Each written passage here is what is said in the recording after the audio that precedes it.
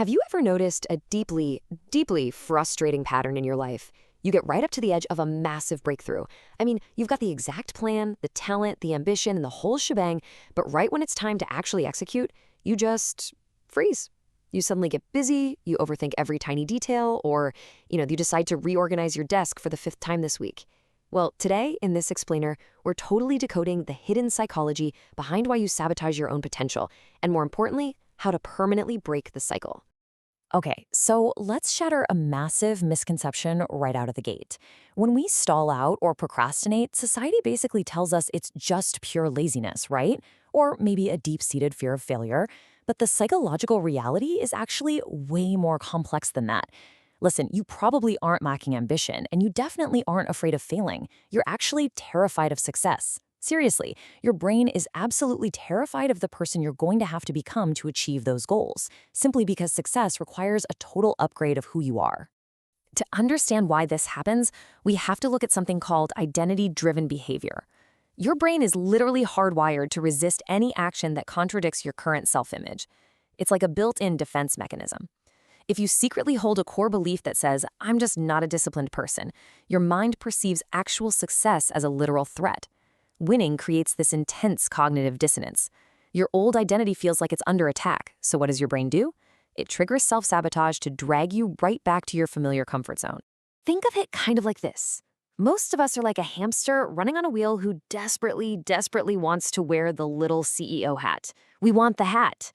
But at the exact same time, we're secretly terrified that if we actually put it on, the other hamsters are going to think we're weird and stop hanging out with us. So you really have to ask yourself, is your brain protecting your grand potential, or is it just protecting your safe, comfortable little seat on the hamster wheel? Which brings us to a slightly uncomfortable question. And I need you to be completely honest with yourself right now. Are you addicted to your potential? Like, do you enjoy talking about your big dreams, mapping out these grand strategies, and buying brand new planners way more than you enjoy actually sitting down and doing the boring, unglamorous work required to reach them? Because honestly, this is exactly where self-sabotage loves to hide, right there in the endless planning phase. The science behind why we get trapped here is completely fascinating. When you simply fantasize about being successful, your brain physically tricks your body into feeling the exact same satisfaction as if you'd already done the hard work. It's wild. Over time, you literally build an addiction to the fake scenario of winning. You get the biochemical reward of success without ever having to face the discomfort of change. You are chemically rewarding yourself for standing completely still. And guys, this is the ultimate trap. As long as you're just planning, your dream remains absolutely perfect in your head. You get to walk around as a person with quote-unquote great potential. But the uncomfortable truth is that success violently removes your excuses. The second you take public steps toward it, you're exposed to judgment. You can't hide anymore. Every single step out of the shadows feels like a mentally exhausting, irreversible decision. And for anyone who ever thinks, being seen that clearly is a literal nightmare. Beyond that internal fear, there's a very real social cost to success too. We often quietly hit the brakes because we're just deeply attached to the chase. I mean, if your entire social dynamic is built around being the underdog or the person who's always struggling, achieving your goal means that underdog identity has to die. You might fear outgrowing familiar environments or losing friends who just bond with you over shared complaints. Achieving what you want, sometimes it actually feels like grieving the life you're leaving behind. So here is a absolutely crucial takeaway. We have completely misunderstood what growth is supposed to feel like. We think it should feel like sunshine and endless motivation. But startling research on neuroplasticity shows something else entirely. Your brain literally feels physical discomfort when rewiring an identity. When you start taking real action, growth isn't going to feel like inspiration. It's going to feel like profound irritation. It feels annoying. It feels itchy. But that irritation is the biological proof that your brain is finally building new neural pathways. Okay, so how do we actually fix it? We need concrete tactical steps to overcome this, starting with exercises to counter that dangerous habit of daydreaming. First, consciously recognize the fake scenario dopamine hit. When you catch yourself visualizing your future success, stop and literally say out loud, "This is just dopamine, it is not progress." Second, embrace the irritation. Stop chasing inspiration and just label your annoyance as growth. And third, stop waiting for a motivated mood. Building a tolerance for outright boredom is the primary dividing line between dreamers and actual achievers. To enforce this, you need a daily identity routine. Remember, identity drives behavior, not the other way around.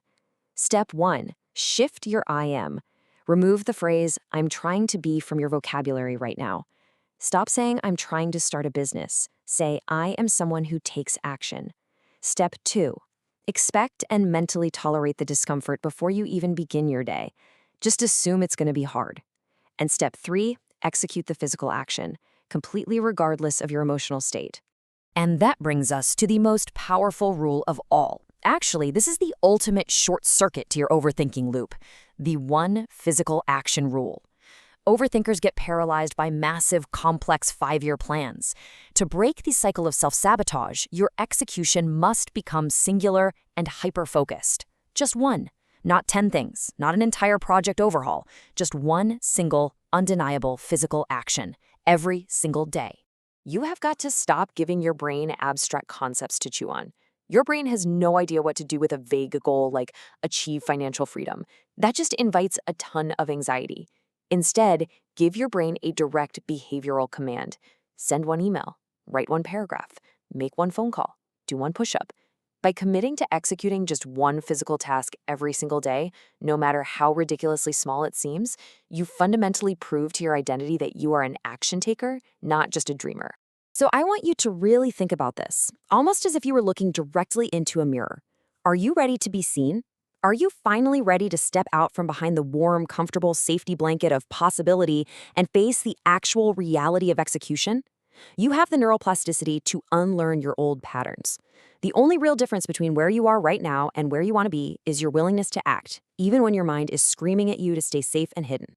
We're going to leave things here today with this incredibly powerful thought. Start before you're ready. Seriously, if you wait until you feel fully prepared or until your identity feels perfectly aligned, you are going to be waiting for the rest of your life. Readiness is a total myth that only arrives after the work has actually begun. So ask yourself, if tomorrow looks exactly the same as today, are you actually protecting your future or are you just slowly deleting it? Give your brain a command, take that one physical action today, and I'll see you in the next explainer.